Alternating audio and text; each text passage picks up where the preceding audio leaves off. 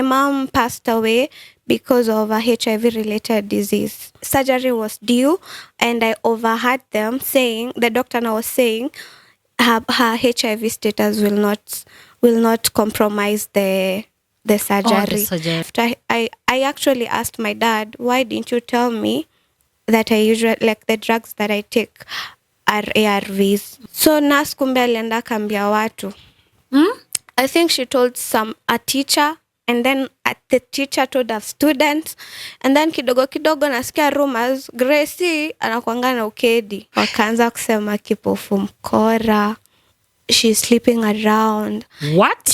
She's blind yet she's hata huko tu kwa host. Nilianza tu kusikia pia tu around huko shule ati she's sleeping around, she's HIV positive, she cannot see.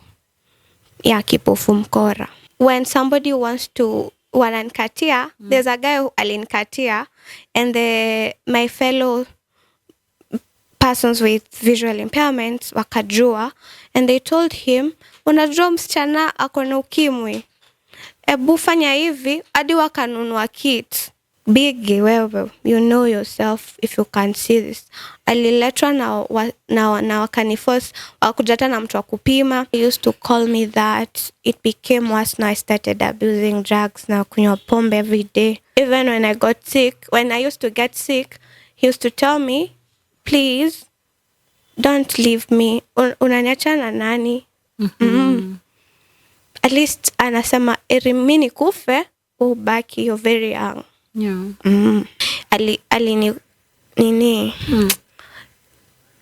He raped me. He forced himself kwangu.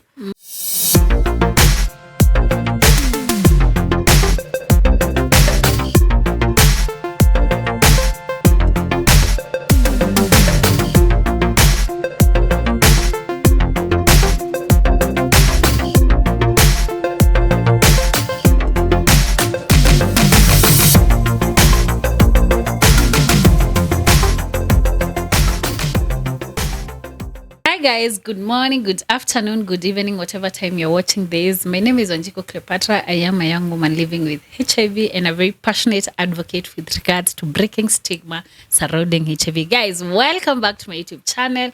If you're new here, please consider to subscribe, and if you're a returning subscriber, asante sana sana sana. Guys, thank you so much for the love and for the continued support. We are almost 9,000 subscribers. I don't take it for granted. Asanteni sana, and most importantly for being part of this important conversation. Just a quick reminder that in this podcast we host people who are either infected or affected with HIV, and we are doing this not just because we are celebrating their incredible journeys, but because we are trying to create a community of understanding, a community of support, and of course a community of empowerment. Of course, allow me to thank the sponsors of this episode, and that is Phone Place Kenya. And just a quick reminder of the services that we offer. Guys, tulisema tuko na Phone Place Kenya na tuko na Phone Place Care. And in Phone Place Care, let's focus on that. Hiyo ndio the newest. We have the newest service, and that is we have a website where you can always, ukienda tu Google, uende kwa Phone Place Care, you have a website. You click on whatever service that you need. Kama ni simu, kama ni kioo unataka itengenezwe, unaangalia, unapewa bei, unaweka kama ni back, everything that you need. And a quick reminder that we equally have extended warranty for all the phones that you feel zenye unaambiwa sijui warranty kwa buy sijui kwa wapi. You can get them, and that is all iPhone. We have nothing phones, we have Google Pixel and all that. We have trading. If at all you have a phone, this is an S23 and you want, probably na feel neza chukua sasa S26, you can walk into our shop as long as the phone haijamaliza 2 years and you have the receipt. We'll have you trade in this phone, uongeze tu pesa kidogo, and then you get your dream phone. And another thing that we have, lipa, save and chukua later. That is where you look forward. Una aim lakini pesa tunaelewa pesa haiko, but nataka ES23, but siwezi pata hiyo pesa yote. Unakuja unaekelea deposit, una save, unalipa, ukipata 200 unarusha, ukipata kadhaa unarusha, and then you save, and after that utachukua hiyo simu ukipata. Guys, please visit us. You can always visit us at Bazaar Plaza. It's along Moi Avenue. Phone Place Kenya iko hapo Mezzanine Unit 5, and Phone Place Care, the same building, 4th floor, D2. Karibuni sana Phone Place. And please, I want to make you know. Na kuwakumbusha tu that Phone Place Kenya is the leading and the most legit phones and accessories shop in the 254. So guys, without further ado, allow me to introduce. No, introduce, but to welcome a guest. And of course, this is a very young girl who is doing amazing job, and she has a very interesting story. And I want to let you know. Na takanga kila time tukianza episode na kwambia, if at all you won't leave, you will, ukimaliza pale nikisema bye, kama hauja kuwa inspired ama hauja learn, please, there's something wrong. So we are doing this because we want you to get inspired, to learn from these stories, and to know that there's anything that no one cannot achieve. And thank you so much, Grace. Acha nikuite Murugi, nimezoea hivyo. Karibu sana. Asante. Thank you for honoring my invite. We're happy to be with you. And we are with you here because we want to celebrate what you're doing. We want to celebrate your life. We want to celebrate everything that you're doing as a young girl. And tunaku-embrace, tunaku-appreciate. So karibu sana. Hapa hatupigangi, hakuna maswali, tunapiga story. So welcome, introduce yourself, and let's do this. Hi everyone, my name is Grace Murugi. I am a disability inclusion facilitator, though I did HR in school, and also I started creating awareness around HIV. I'm so honored to be here today. For my visually impaired viewers, I am I'm 5'1", wearing a black top, blue jeans, and I'm wearing gold earrings, gold necklace. I have pink nails, I'm chocolate, and I have lashes on and makeup, and I have natural hair. Wow. Thank you. Thank you so much. That's a beautiful introduction. I like that. Please allow me to ask you and to welcome you. And please go. Sitaki kukuuliza maswali. Nataka tu funguka client to tell us about your story. And I believe by the end of this, mimi nishaanza kupata inspiration. Tunataka everyone to know that there's so much life, even after all the things that we come across, and having in mind that you are a young person who is juggling between your status, juggling between living with disability and all that. Karibu. Asante. So my life has been overwhelming, but I try to manage. Actually, so far, so good. I have never been on public about my status, my HIV status. I used to hide. Yeah. Ever since I knew that I was HIV. So I was born, I'm 25 years old. I was born in 2001. And my mom, I never got to interact. My mom died when I was 3. So I was raised by my dad and my grandmother. Okay. But later on, they both died. So I was left by myself. When I was growing up, I started having eye problems. And I used to take Septrin then every day. Jioni mara moja. And I would ask my dad, why am I taking the drugs? Kila mtu akunywa. I was too young. Mi peke yangu ndo napewa hiyo dawa. Later, hata sikuwa najua ni dawa ya nini. So he would tell me, hii ni dawa ya macho. Ukikosa kukunywa, utakuwa blind. So that's how I used to take the drugs. But in honest, 3 years. At around 4, 5, that's when I started taking the Treatment, yeah. My mom passed away because of a HIV-related disease. Yeah. So mi nikaanzishwa hizo Septrin, nikazikunywa. Though my macho ilikuwa imeanza shida since nikuwa mdogo. So ilikuwa inaenda, it was gradually getting worse. But my dad would assure me the Septrin is for the eyes. Oh yeah. But unfortunately it was not. Yeah. So when I grow when I was in class 6, now I was supposed to go to, like, my sight ikakuwa mbaya kabisa, and my auntie came to my rescue and she took me to Nairobi ndo nisaidike. Now we look for advanced medication. Yeah. So when we came to Nairobi, when we were going for the clinics for my sight, anasema she is positive. Me personally, I never knew what she meant. Nikuwa nafikiria she mean anamaanisha like I'm like napenda maisha, like I'm very optimistic. Yes, optimistic. Yeah. So mimi nasikia tu akisema she cannot see but she's positive. The doctor started saying, the ophthalmologist started telling her, we need to do a surgery for this, so for her to rectify the cornea. I have a condition called keratocornea. So alikuwa nasema hivyo. Later on, I overheard her. Now it was, the surgery was due, and I overheard them saying, the doctor now was saying, her HIV status will not compromise the surgery. Oh, the surgery. And that's when I was like, kumaanisha hii positive sasa ni I am HIV. And that's why, and then I joined the dots.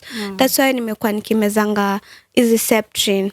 So pia introducewa kwa ARVs zenye mi would life.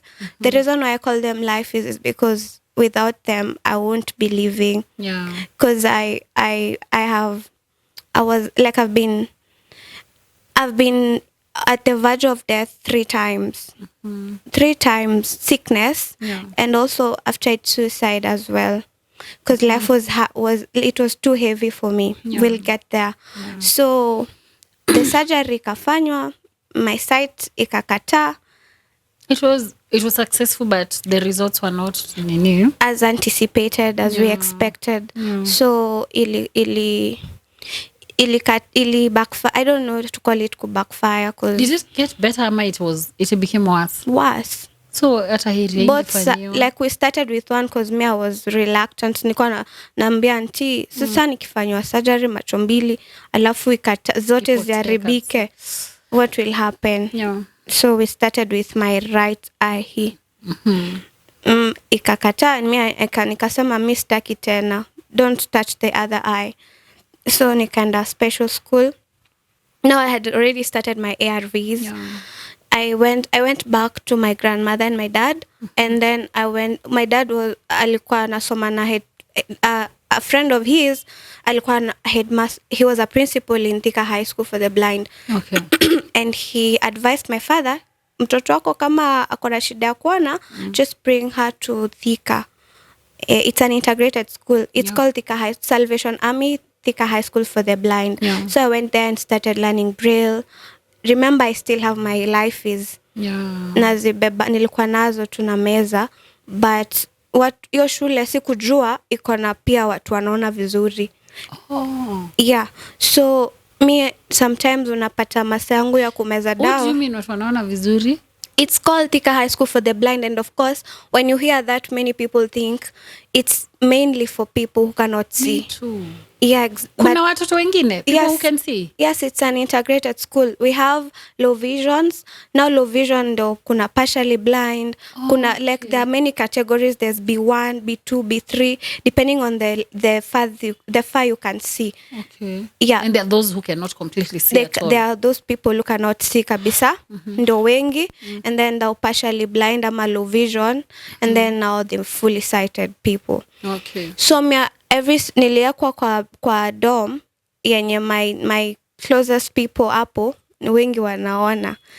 Nilikuwa naogopa kumeza dawa. I started becoming sickly, very sickly. Napata pneumonia, napata mahoma, nakuwa na pimples. My face was bad, and me I didn't care. So nikimeza, people will start stigmatizing me. Watanza actually walikuwa rumors zilifika na ndo zijulikane. When I used to get sick, I would go to the nurse, and one day nika open up, I told the nurse, Mimi, I usually take my drugs, and the reason I'm becoming sick I have not taken my drugs, like I'm not consistent with my drugs. Again, my father, after I actually asked my dad, why didn't you tell me that I usually, like the drugs that I take are ARVs? Ulikuwa unanidanganya za macho. And he said he did it for my own good. So akaanza kunifunza hizi mambo na undetectable if you don't take your drugs, nini. He started teaching me. So nikiwa high school, I was fully aware that what I'm supposed to do, the consequences of not taking the drugs. But me, I was too scared. Nikamua tu kama mbaya. Yes, kama mbaya, wacha the worst happen. So nurse kumbe alienda kambia watu. I think she told a teacher, and then the teacher told a student, and then kidogo kidogo nasikia rumors Gracie anakuanga na ukedi. And mi nakana. Me I've never kubali, no way. Nilikana in the school. Yes, they used to say Grace anakuanga na ukedi. Mi nilianza tu kusikia from nowhere. Nikashindwa. Me have Why been would very us do that? I honestly don't know why. It's unbelievable. So mi nikaanza kusikia rumors, watu wanaongea Grace ako na ukimwi. Friends zangu wanakuja kuniuliza, mi nasema mi sina. Sije kubali. Yeah. How was that moment? It was very bad. I know. Because they could see when I stopped taking my drugs, like you They could held in a ungeza kusema enyewe unakaa tu ni kama we ni mgonjwa. So though mi sikuwa ikubali, nilikuwa nakataa kabisa. Jumi najua what been very strong kama unaweza jidefend hivyo. Mimi nilikuwa nakataa.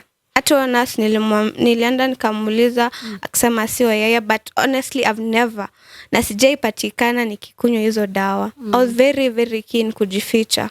I would even go na huko nyuma out of this nini kwa najificha kabisa. Naziweka kwa mfuko na ngoja masaa ikikaribia like 2 minutes to the time naanza kutembea kumeza huko nikijificha. So hakuna mtu ashaniona, ni yeye tu peke yake niliambia, and I believe she's the one who told somebody, and that's how the rumor started. And my life was never the same in that high school. Yeah. It became hard. Jukila nikikuwa mgonjwa kidogo wanasema ni ukedi. Nikifanya nini ni ukimwi. Nikipata pimples ni ukimwi. Yeah, they started speaking behind my back. Yes. Because now that this is a little bit not right. Did watu walikuwa nakwambia, of course kids can be very cruel. I've had that experience. Hata mimi kuna mtu alinambia mimi huwezi niambia kitu na mamako alikufa juu ukimwi. Na mimi sikuwa hata najua. Mimi I was sickly but I didn't know that. What I want to understand what these people, your fellow students, coming to talk to you directly. Like venye tunaongea nakuja nakwambia hata uko na ukedi ama ni tu rumors tu wanaongea hapa pale. Rumors. Ama kuna wenye wako na courage kuja kuambia directly. Kuna wenye waliniuliza like I had best friends. I had my friend came to me and asked me directly. Pia yes nilikataa. Mwambia mimi sina ukedi. Sije kubali sina. So juzi ndo waliona like when I came out. Yeah. That's when everybody was shocked. So the rumors were true, but they used to walikuwa wanaongea, but ukiniangalia uone kama niko na ukedi. They were 50-50. Is it true? Is it not true? Yeah. So nikapambana na high school. My aunties were there for me then. So they would like nikikuwa mgonjwa wananikujia. Babangu pia looked sickly because I don't know what he was going through. Yeah. Alikuwa kaya healthy. So, and he was a board member. Remember, they are friends with the principal. So he used to come. Wanaona babangu. Na alafu wananiangalia wanaanza kusema na pia baba Grace anakanga aje kwani. I would even hear lizo rumors too bado. But me, I loved my dad. I still love him. So because I am not blaming my parents for this. Yeah. Why? Because circumstances can push you to some situations. Some situation because as we hear like vile tu babangu alikuwa ananiambia kitambo it was bad. It was really really bad. People wao walikuwa naenda clinic wanajificha. The same thing due to stigma. It's not like today you can take care of your child, you can prevent your baby from getting it. They could have, but I don't know. It was not possible. There was no even medication then. Yeah, the medication haikukua na vile ilikuja ilikuwa inauzwa expensive. So that's how I got it, and I don't blame them. It was out of their power. They couldn't control it. Hawangeweza.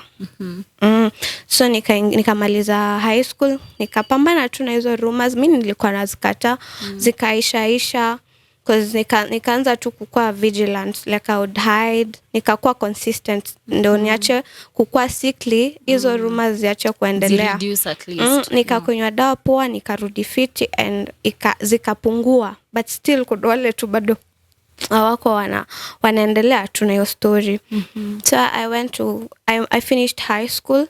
Remember now nimelearn braille. Now it was actually a new environment for me. It was a new phase for me because I have now a disability. Nimekuwa kwa hii world ya disability and now my HIV.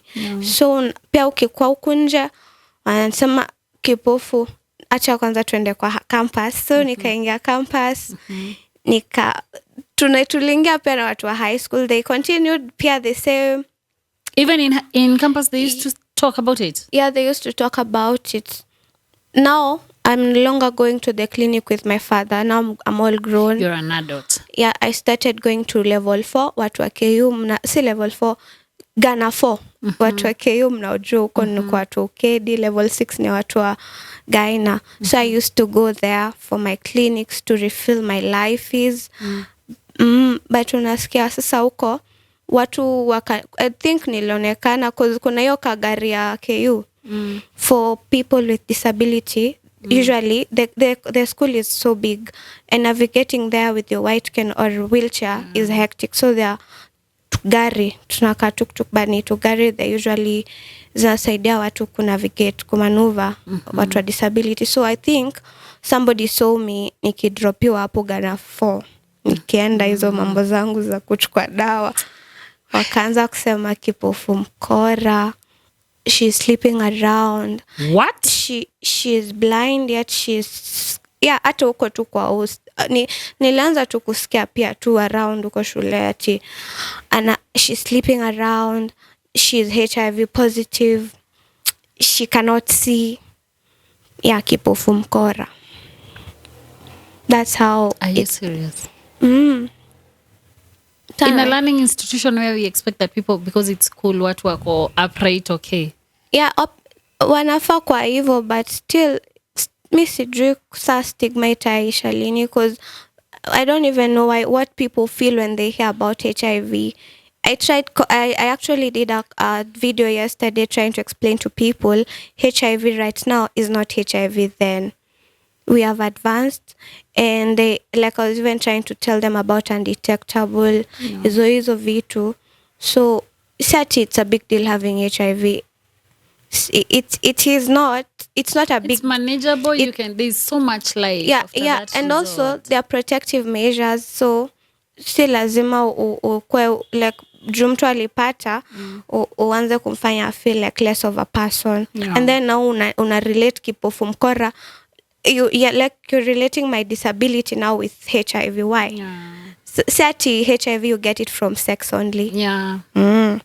So wengi wako wanajua because you don't go telling people your story. Hata sitaki kucomment. Nitakasirika. Let's go on. Sasa kipofu, mkora nikaendelea tu kutusiwa huko. Wanakutusi directly? Directly. And then like ukiniangalia I look sick. No. Not at all. You don't look sick. Many of us don't look sick, by the way. Ndio maana we still tell you don't test with your eyes. So wakiona unaona sasa where we used to live kuna Lukenya. Lukenya is for what is that? Hostels.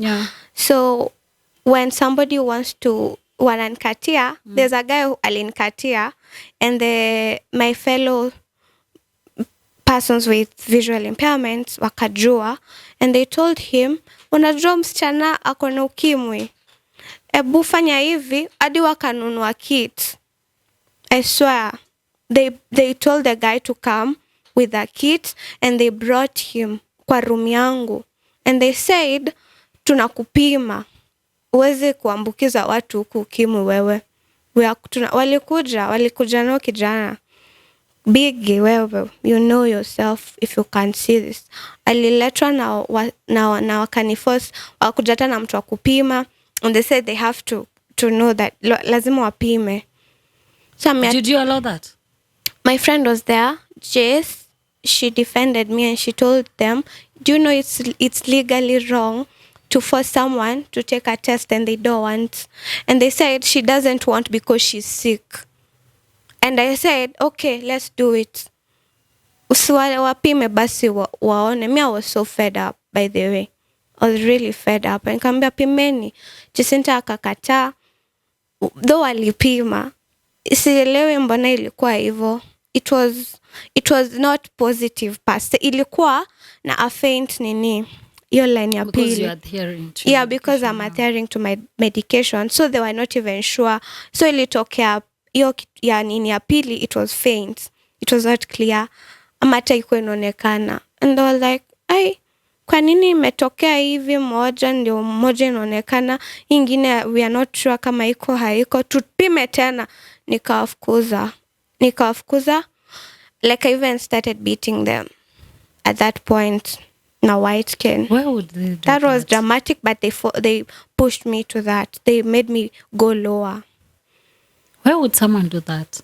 I don't know. When was that? Ilikuwa 2019. I was still nilikuwa fresher. Yeah. Where? Balileta huyo mtu ati big. Mbona hata huyo mtu akubali? Because he was scared. I understand. Alikuwa maybe scared. But you didn't have any, he was just trying to hit on you. There's nothing that was happening. I feel that it was just out of order. Yeah, because maybe he wanted something to happen. He wanted more, so why not? Twende tumpime. I like the girl, so let's twende tu tumpime so that I don't risk my life. I understand where he was coming from, maybe. My issue is not even with him. The Grace, rest. my issue is with your friend. The people who went and told They're him. not even my friends. They're just people from high school. When walikuwa shua niko na ukedi. Si nakwambia walemavu tulikuwa tunajikuta wote kwa like tulipass tukajipata, because you see KU is an institution which has accessibility. It is accessible. A lot of inclusivity. Inclusivity, yes, that's the right word. So they have library for people who cannot see. Hizo umesikia kuna hizo gari za kumanuva. So most of us tunachoose. It's the best option for you to go there. So tulijikuta watu wananijua from Thika uko KU. Mmejipata tu huko pia. Na wakaendeleza the rumors, the stigma. I feel that was bad. Yeah. But it's fine. So after that, mi nikakosa kukua around. By then, this time, my aunties even don't know what I'm going through. Pia my dad, I never told them, but they like it became very toxic. I started abusing drugs because everyone is talking about me. Yeah. They're saying I'm a whore. That's the word they used to use. I don't want to say it in Kiswahili. It's very, very offensive. Yeah. Yeah. So they used to call me that. It became worse. Now I started abusing drugs. Now kunywa pombe every day. My aunties wakasikia your story, and they started saying I'm becoming defiant. I'm becoming rebellious. But they don't know what is happening. Yeah, they don't know what's happening. So mi nikanyamaza tu. The only person who knew what was happening was my father. I used to tell him because he could understand, since PIS we are the same. Yeah. And we were close. We used to speak. So babangu tu ndo alikuwa anajua, because pesa alikuwa anakunywa. Tutakunywa tukufe si wote anyways. That's what I thought. Me, I never told him. But if my dad is drinking, why not? He is also tired. I'm also tired. Tutafuatana tu. Because we only have each other. Yeah. Even when I used to get sick, he used to tell me, please, don't leave me. Unaniacha na nani? At least anasema mimi nikufe ubaki, you're very young. Yeah. So hiyo maisha yangu ya campus ikakuwa hivyo, hata nikaacha dawa kabisa. I think for a year nikaachana nazo, nikaacha kwenda yoga na 4. But now nikakuwa mgonjwa, nikaanza kuona nikaanza kufa, nikaanza kuogopa. And then now I remember my dad told me, don't die yet, you're too young, you're pretty. And I always want to make always wanted. Actually, I still want to make my parents proud Yeah. and leave a legacy because they're not here anymore. Yeah. I'm the only person they have, Yeah. especially for my mother. I'm her only baby. Okay. So after nimeenda like I was so sick, nikaona kinaumana, let me just go back to the hospital, nitafute hosi ingine out of school yenye neza enda Seek treatment. Get back to care. yeah. So I stopped going to Ghana for inside the school. They did not trace you when you stopped. They used to tell me, they used to look for me, si wako na namba nakata, wakinipigia nakata, naambia mistaki. Physically?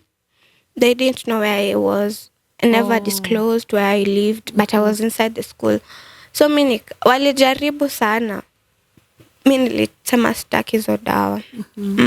So ndio nikaona I'll die. Like it was bad. Nilikuwa na pneumonia mbaya. Hadi nashindwa ku breathe. So nikatafuta hosi yenye iko nje ya shule in Ruiru level 4. So I started there. Pia huko nikakunywa nikaacha. Stigma ndo ilikuwa. By the way, many people who stop taking their drugs, it's because of they are in denial or the stigma is too much. And they can't handle it. Yeah, I can't handle it. So I was one of those people. I didn't know what to do. Pia huko Ruiru, nikaanza kushangaa watu, nikienda huko, wananiona na white skin.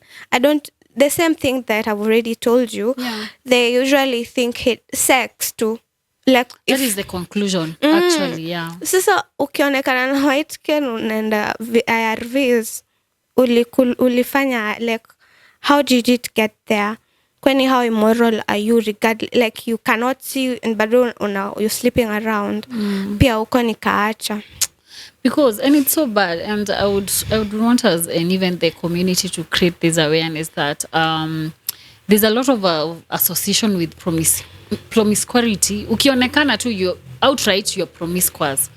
And I've seen that because I'm in the space. I've seen that, and I have friends who are still living with HIV and they are living with disability, and you can tell there's a lot of stigma that goes around that, because people, even when you unasema, someone asking, hivi nanikasirisha nitakasirika.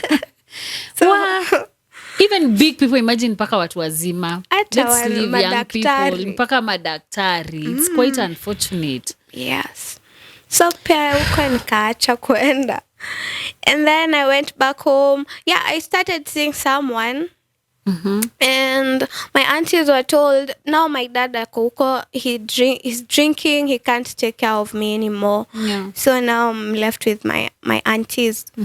My auntie Wanja paid my school fees, but she gave up on me since because I wanted to belong, and she thought I'm just a bad child who cannot change. Anakunywa bangi, anakunywa pombe, na ni kipofu, na kuna ukimwi.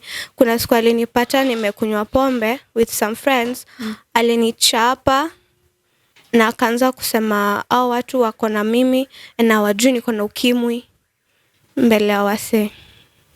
You aren't? She said that. And hiyo ikapeli ni affect sana uko shule. Yeah. But it's fine. I forgive you. So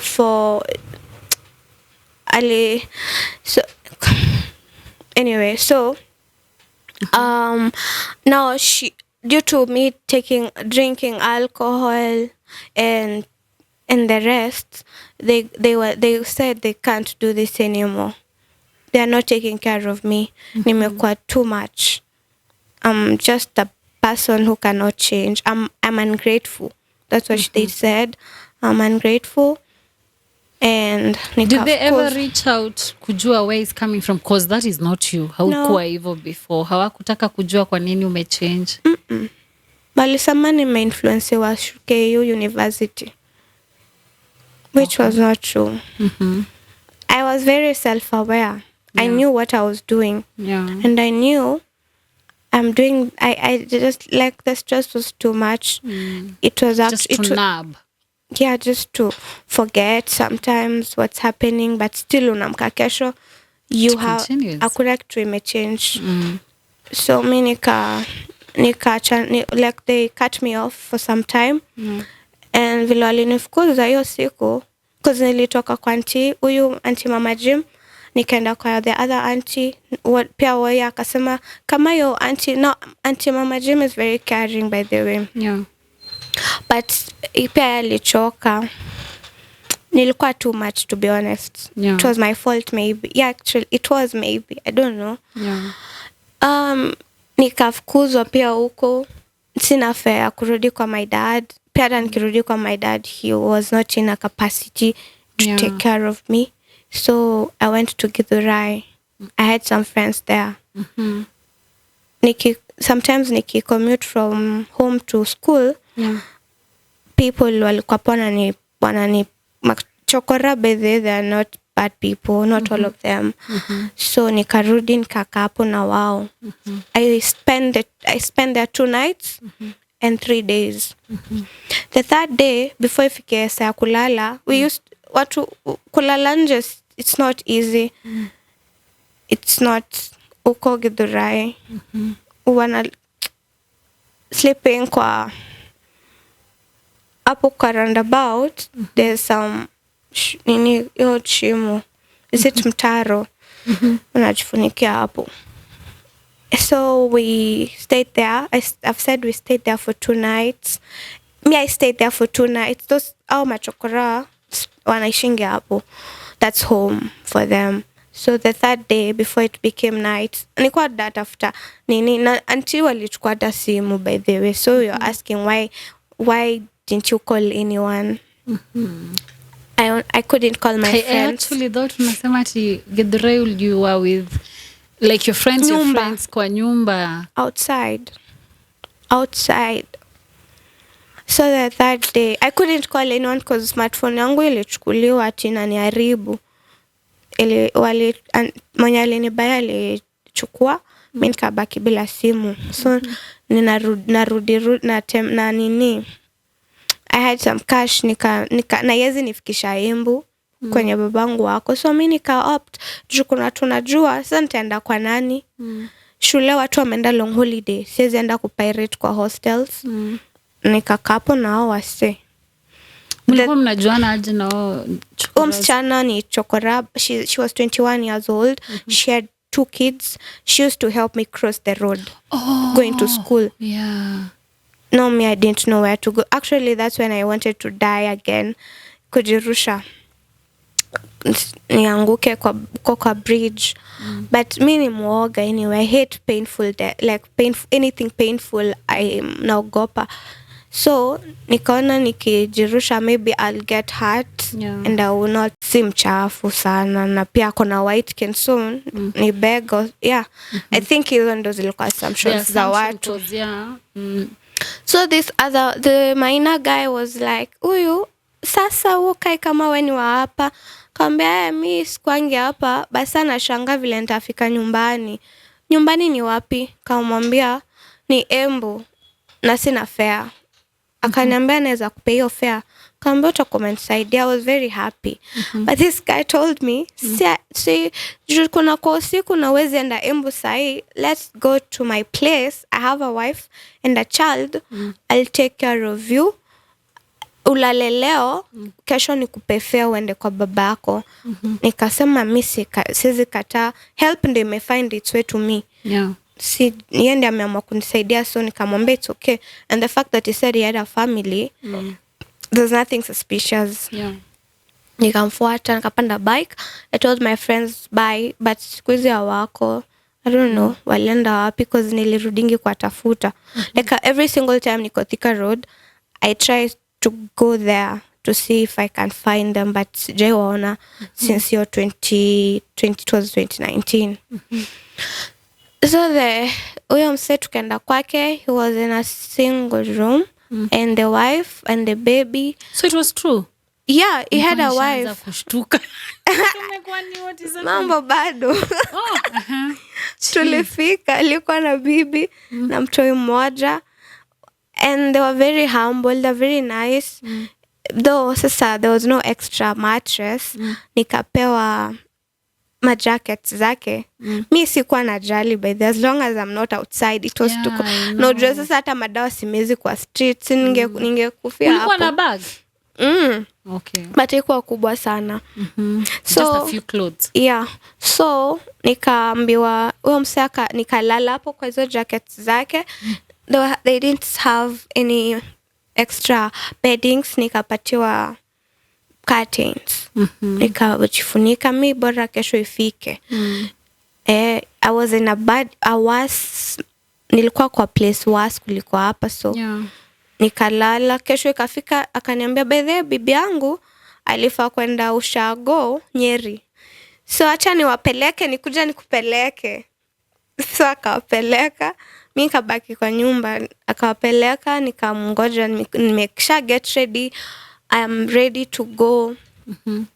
Akarudi after a while, after kuwapeleka akarudi and akaniambia hata sina hiyo fare by the way, sijaipata but bado nitakupea, so we'll have to stay with you for a few more days.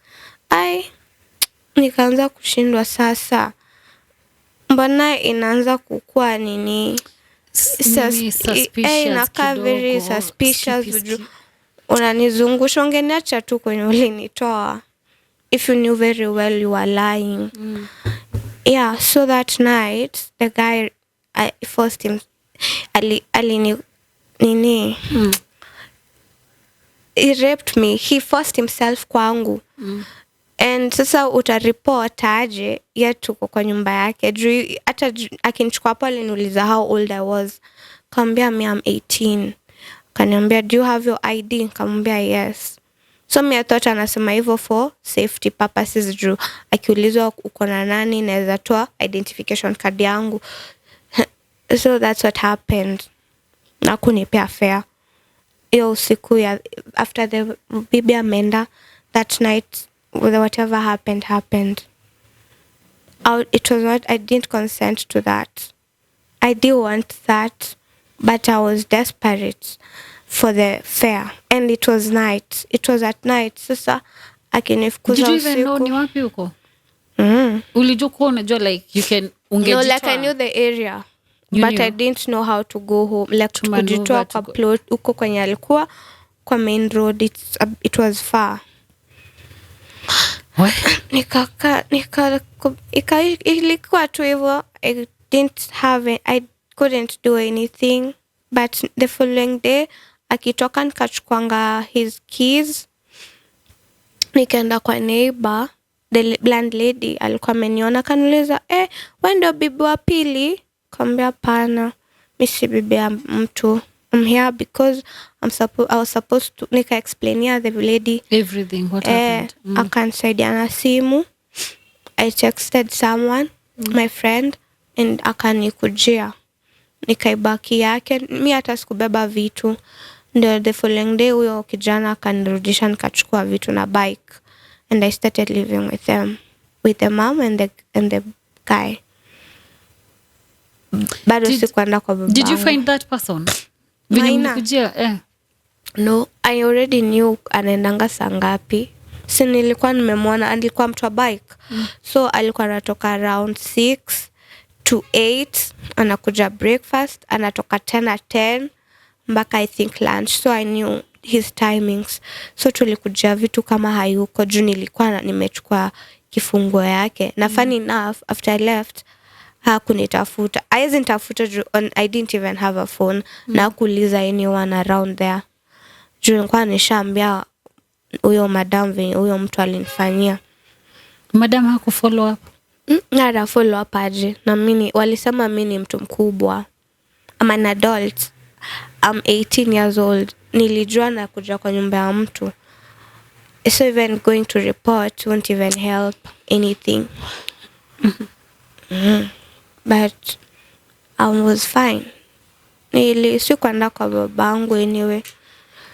Nikakaa kina nini mpaka shule zikafunguliwa, nikarudi. Antule mwingine wa kuflipa fee, kasema yeye atawailipa.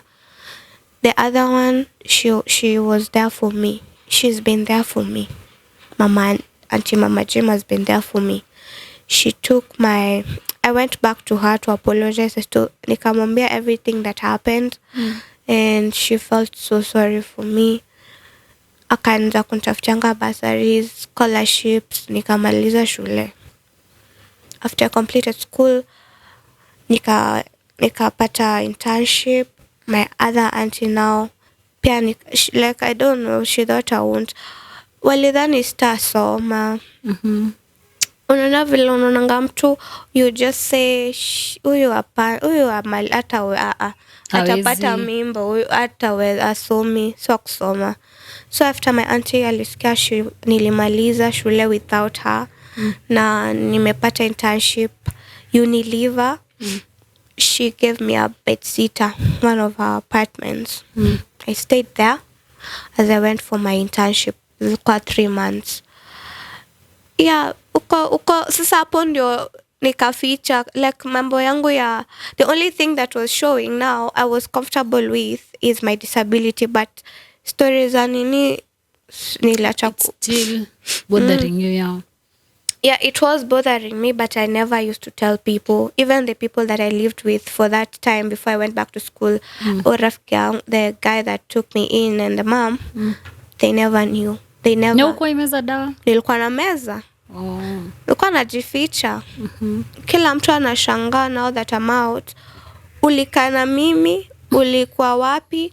How did you take your drugs? I used to take my drugs. I used to hide. So ikaishia hapo. It became a secret now. I stopped talking. Like I've never talked about it. When walikuwa wanajua, I think tulimachana au everyone went different ways. Sasa maybe social media, but pia hawakuwa na evidence. They never knew kama ni ukweli ama ni uongo. Walisikia na nurse, and the nurse didn't provide anything to support what she was saying. But my health could tell them. But now that I'm looking all nice, I'm taking my drugs, now they were not, maybe wakasema labda ilikuwa uongo. Hiyo story yangu ya HIV, story yangu ya HIV ikaisha hivyo.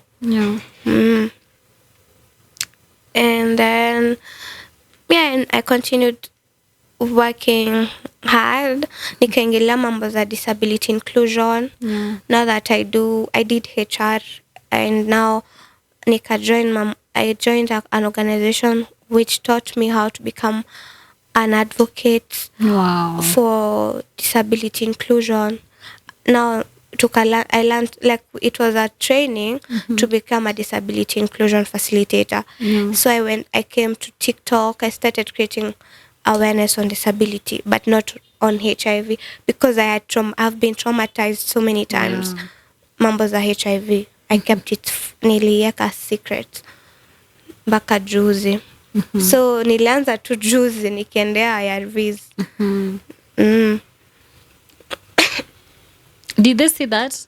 Your aunts, your family, how was the reaction or the feedback that you got after that? Sorry. The feedback was nice. The feedback was nice. People, they told me they love me. I'm not the only one. It wasn't what I expected, because when people heard about it the first time, in my life now, my experience, I thought people would behave the same. They would be like, watanza kuni backlash. Like what it has been before. So I was very ready for the backlash. I was ready for the insults, because I know better. I've been empowered. I have good doctors, Dr. Nora, Dr. Mugai. I have friends who teach me a lot when it comes to HIV, how to take care of myself. I skipped a part where I wanted, like, nearly overdose. I overdosed, and I was dying, literally. Can't breathe. My auntie was called, and Mama Jim now, the one that ako supportive, and she came for me, and nika nini. In school? No, in school? No, outside. Nilikuwa nimeacha kumeza tena. Like, it has been a roller coaster ni kumeza na wacha, kumeza na wacha. Auntie akakuja akanipeleka hosi nilikuwa tena na inaitwa ile thrust ya mdomo. Oral thrust. Yeah. Nilikuwa pia nimekuwa 32 kgs. That was the worst. What?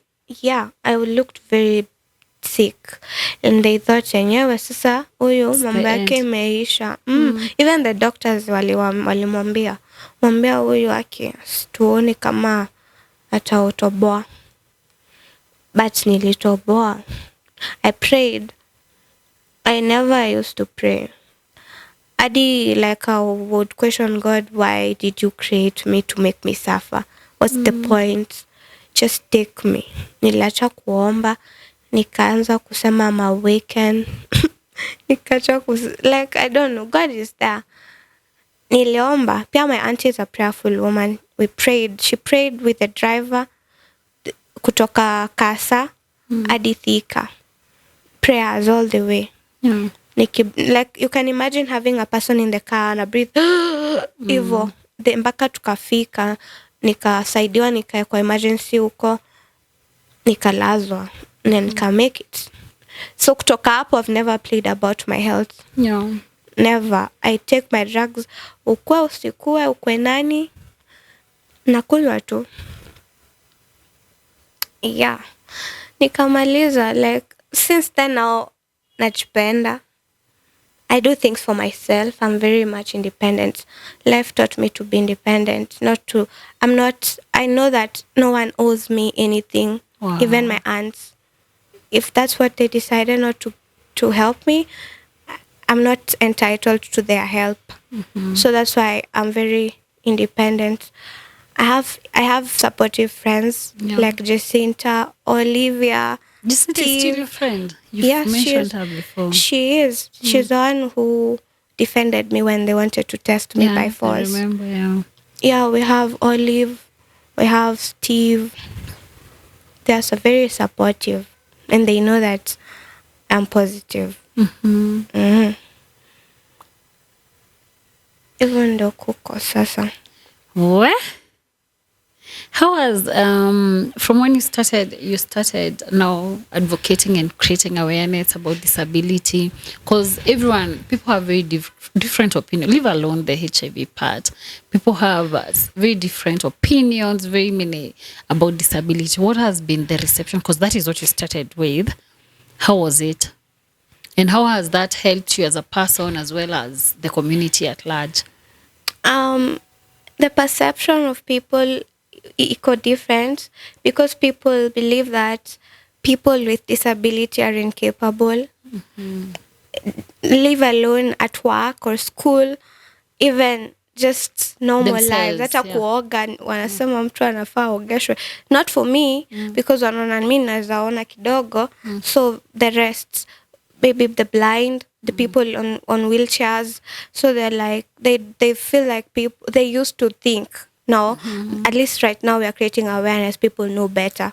So they knew that people with disability are incapable at a job. But it's been like people also, we are also creating awareness when it comes to jobs because employers as well think that. Some employers think persons with disability cannot deliver. But people have gone to school. So when you get a job, you have to prove yourself 2 times. Harder. Yes, than a normal, like a person who has no disability. Yeah. So that's pia mimi like people are so independent to a point that they do things wanajitengeneza nywele. They do their own makeup like I do. I'm very shocked that you do. I cannot do my makeup. Personally, siwezi hata nijaribu aje na lazima nifanyiwe makeup. You do your own makeup? I do my own makeup. I'm very much passionate about beauty and fashion. Wow, and you're looking amazing. Thank you.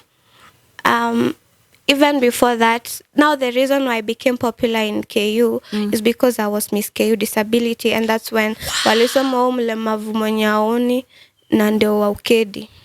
So you know, like people could watu wengi waliniona hiyo siku. Hiyo hata nitacheka like what? Mbona wanaleta hizo zote? Walisema watu wengi waliniona hiyo siku Grace ule wa nini wa disability ule mwenye alimodel, like people knew me, so that's why it hit very hard. Because unaweza sema ule msichana, but now I was not everyone knows you. Haitafikia wengi. Ilifikia wengi, hiyo yangu nayo iliwafikia, but mi bado nilikuwa nakataa. Ilifikia probably the administration, I don't know. How many students too? A lot of students walijua, especially pande yetu ya persons with disabilities. Wengi walisikia, though si wengi waliamini, wengine waliamini, cause wako amini, jumi nilikuwa nakataa. Grace mi sina, sijui, sijawahi kuwa nayo, I don't take drugs, and my friends were very supportive. Nilikuja kuambia Jacinta later that I had after it. Defending you all that. Alikuwa hata akwa pia sure. Sijai disclose. I told you I never told anyone. Nilikuja kuambia tu juzi. Ndo like mbona anyway. They respected my decision. They never questioned why I never told them earlier. Maybe I had my reasons, my personal reasons. And that is what people should do. I think those are some good friends, because wengine wangekuwa like wataku-cut off and all that. And I'm so happy that we're having this conversation, because this is what so many people are going through. And that is where we are losing so many young people. Transition, we've never had Grace, hatujai kuwa na a very good transition between childhood na adulthood when it comes to treatment, HIV treatment. Tujawai, hiyo transition haijai definiwa. Sasa ndio nilikuwa nimeona at least there's some good, there's a young adult, kuna hivyo transition iko sawa. Now kwanza hapo high school. Hata mimi nilipotezea mwelekeo high school. The moment a young person who is living with HIV goes to high school, and most importantly a boarding school, mambo uchamkia hapo. Sijui what happens, and we really need, even the government should just put up something, a very good transition package that huyu mtoto akitoka hapa akienda hapa.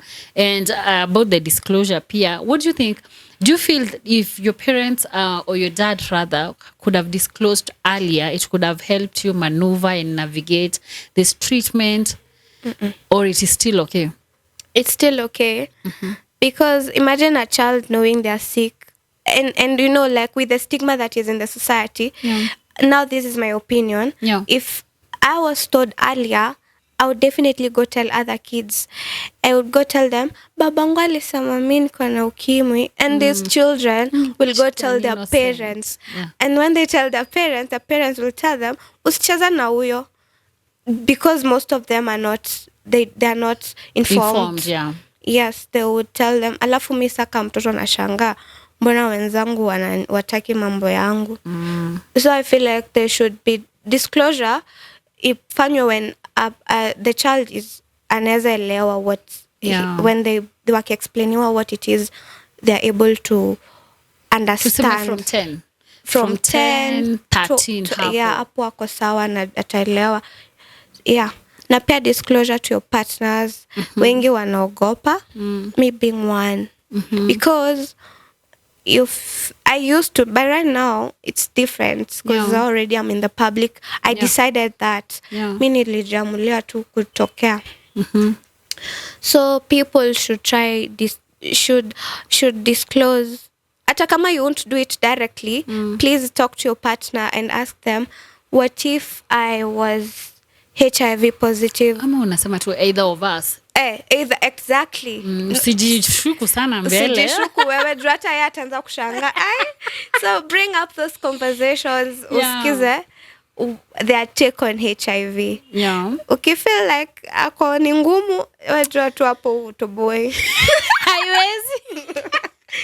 Akianza kukua very defensive, hapana mimi siwezi na kuacha. Wajua tu ni ngumu, but kuna counseling actually.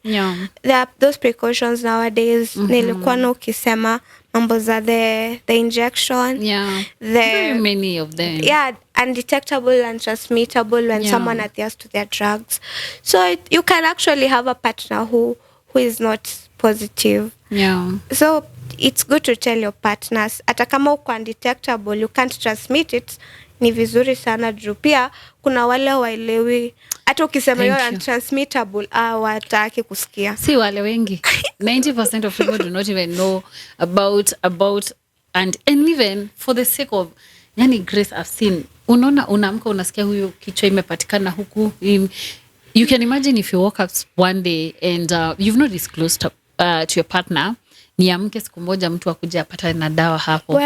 You know the first thing that comes, even you yourself assuming, nasemanga nikiassume singekuwa positive nipatane na mtu na dawa, the first thing that you've already infected yes me. You have Before hata huyo mtu afikirie ati unaanza kumwambia juu ya you saa ngapi huyo mtu amekatakata hapo amekufanyia vituko hapo.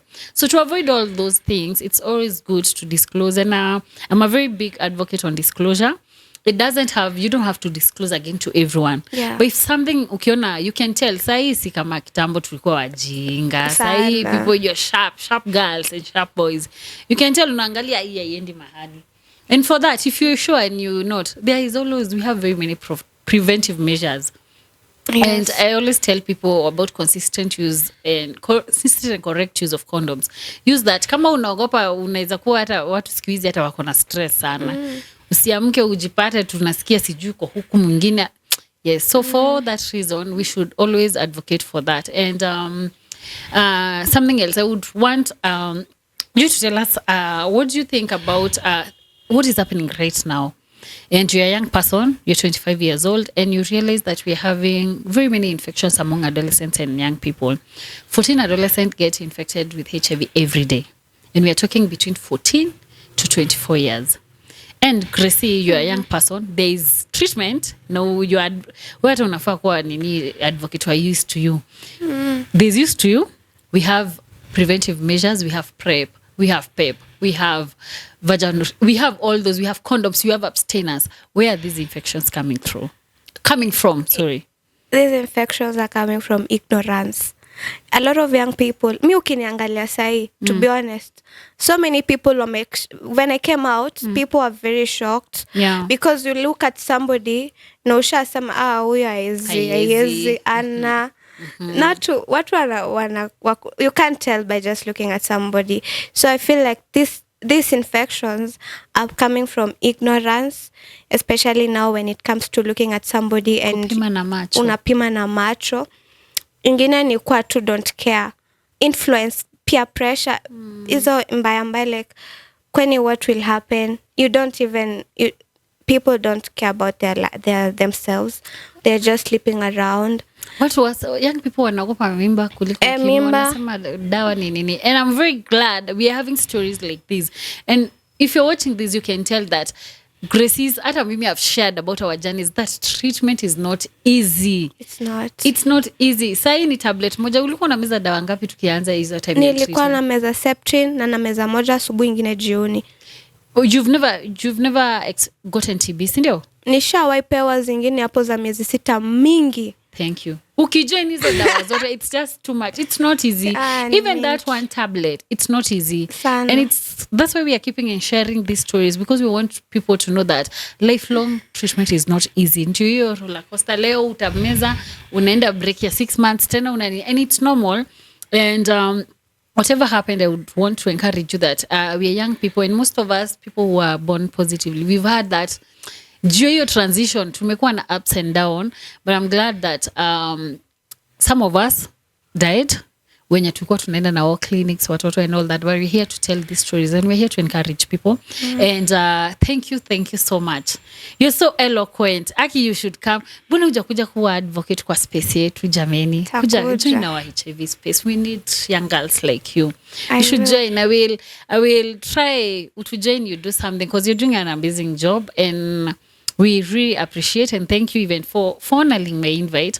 But before you leave, I would start you exhaust kila kitu juu nitakuita tena. Niko na nime line up sasa yenye nitakuuliza maswali. I want you to speak to someone who is out there and who feels that like they're giving up. And I always want to make it not look like we are focusing on health, we are focusing on HIV, because health is not the only thing that people are struggling with. People are struggling with depression. People are struggling with unemployment. People are struggling.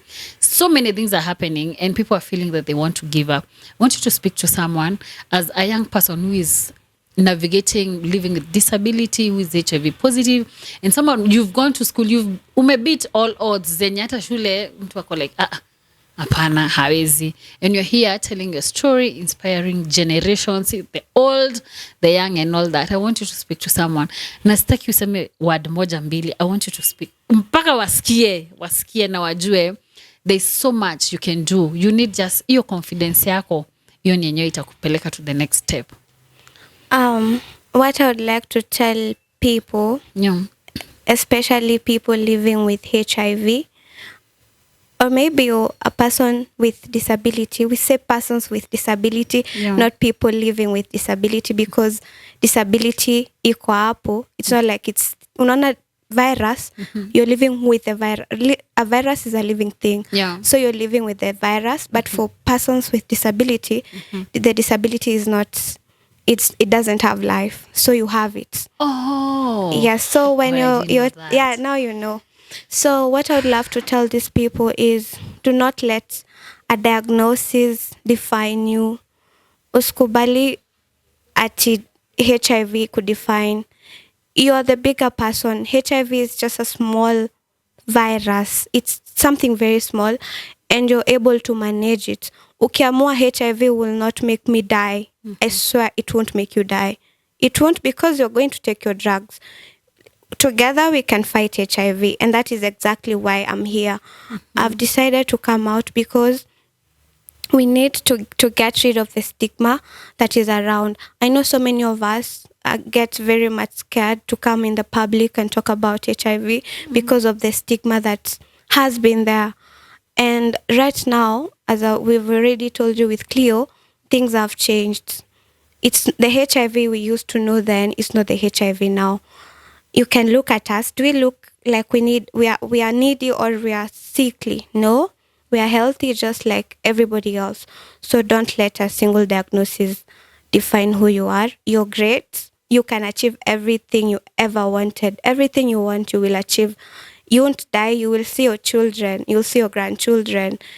You're going to live for as long as you want, as long as you adhere to your drugs. Please take your drugs, take your medication, take your refer them as life is venye mimi refer.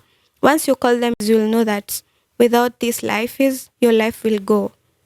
So please, mjipende, love yourself, do things that you love. Life is too short. It doesn't mean because you have HIV utakufa. Every day people die. Do you want to tell me that we die because of HIV? They died. No, they're accidents, other diseases. So please, if you have HIV or you have somebody you love that have HIV, please encourage them to take their drugs and to love themselves and to do things that they love. Now, Penda, please subscribe to my YouTube channel at Murugi Mureithi. Follow me on TikTok. I do tutorials on makeup as a partially blind baddie. I do my own makeup. I style my friends, my blind friends. Now, Penda, see you on the next one. Bye. Thank you so much. And you can still make a very good host. You're so eloquent. How can you defend if I want to be that eloquent? So thank you so much for honoring my invite. It's been a pleasure having you, and I hope that we'll do this again. I will definitely invite you again. And again, thank you for the good work that you're doing out there. Most of the time we do this and people assume that kuna mtu anakulipa, kuna mtu anafanya hivi, but you're doing this because it's coming from your heart, and you're doing this because you're trying to create. And we are tuna break hizo stigmas zote, myths and misconceptions zenye zilikuwa. And it's so unfortunate that sahi nasemanga sahi where the people who are going to break all these barriers. You lost your mom due to AIDS-related. I lost my mom due to AIDS-related death. We cannot allow that. We are not going to die. We are going to make and bring a change, and we are bringing it home. So thank you so much.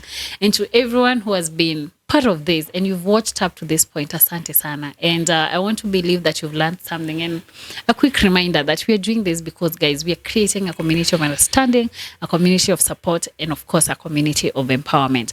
And guys, as we finish, I want to remind you that this episode is proudly sponsored by Phone Place Kenya, and this is where you get, it is the best and the most and the legit leading shop, smartphone shop and accessories. And tulikuwa tunawakumbusha leo that kule kwetu tuko nalipa mdogo mdogo. Usikae hapo na simu mbaya ukisema ati pesa haitoshi. Don't do that. You can come, ulipe mdogo mdogo, you save, and then you chukua later. We have extended warranty for all iPhones, and those phones that you feel hazikuangi na warranty, we have Nothing Phone, we have Google Pixel, we have trade-in. If you have a phone and you want to trade in, you want to get a better phone, you just come to us. As long as you have a receipt for that phone and hiyo simu haijamaliza 2 years, you come and get that. And again guys, I want to tell you, hiyo pia tuko na services. Kama simu imeharibika, sijui mouthpiece, sijui nini, usikubali camera nini, come to Phone Care and we'll make it for you guys. Now, if you're watching this without subscribing, please do us the honor, do me the honors of subscribing and be part of this important conversation. And guys, thank you so much. Nilisema lazima nitakuwa nawakumbusha that we really appreciate whatever you're doing for us hapo TikTok, hapo YouTube. Asanteni sana. We are headed to 10,000 subscribers, and thank you for being part of this journey. I see you, I am rooting for you, and I'm praying for you. Thank you so much, and until the next one, bye.